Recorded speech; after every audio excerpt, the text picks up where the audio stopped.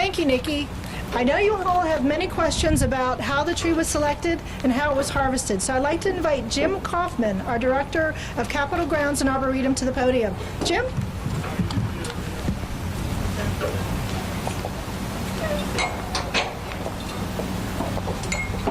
Thank you for joining us here today. It's my pleasure to serve as Director of Capitol Grounds and Arboretum, and it's even more of a pleasure to welcome the People's Christmas Tree here at the United States Capitol. This year, it's a real pleasure to see the amount of talent that people have that make this possible. So we have, not only is it the Capitol building behind the tree right now, but there's a lot of very good people that work tirelessly to make this all happen.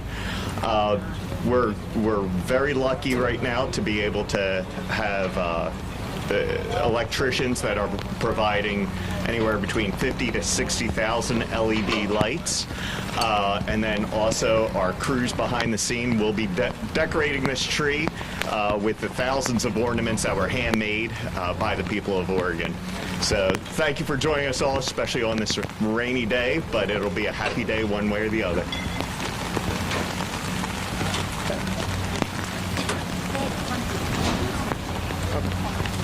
Sure. I'm happy to answer any questions here. Nikki and I will be sticking around for a little bit to answer any questions that you may have in regards to the tree or the process behind it or the people behind it. No questions. There we go. Yes, sir.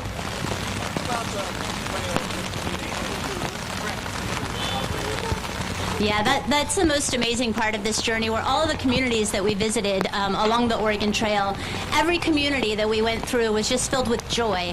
I don't think there'll be another time in my life where there are 20 days of joy in a row. It was the most amazing thing.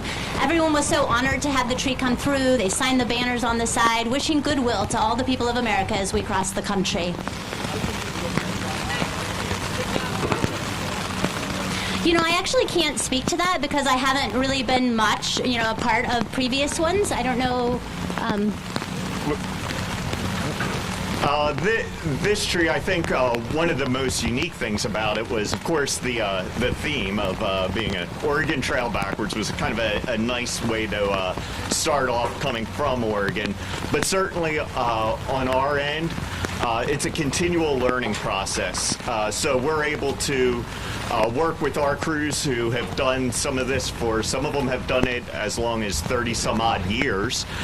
To some of them, it's their first year participating in this.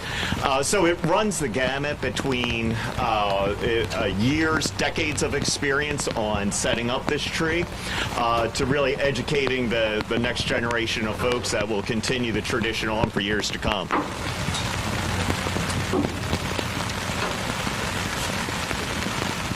Okay. All good?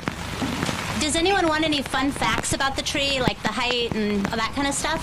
Does anybody care? All right, we have people who care. Perfect. So again, it's the first time it was a noble fir. This tree was 35 years old and 82 feet in the wild. It weighed 8,300 pounds, and the diameter was 2 feet in diameter. And just wait till you see it stood up. It's the most beautiful thing you've ever seen. Okay.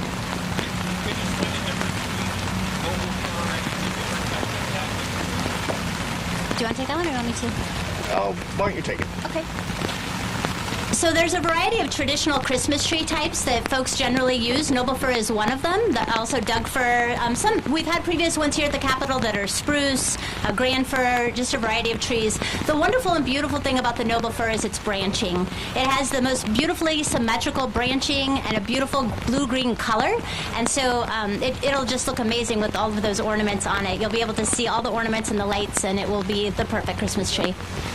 I think to follow that up too, one of the things about selection when we decide on which tree will make the perfect Capitol tree, the branching, the symmetry, all that goes into play to be able to make the tree perfect that's going to grace the United States Capitol. So particularly the noble fir offers the stiff branching that's going to be able to hold the several thousand ornaments that will adorn it. It also makes it a perfect tree to be able to travel over 3,000 miles across the country and withstand that journey for several weeks. So we can see that the tree held up very nicely throughout its travel, and that's all due to the species selection. Anything else?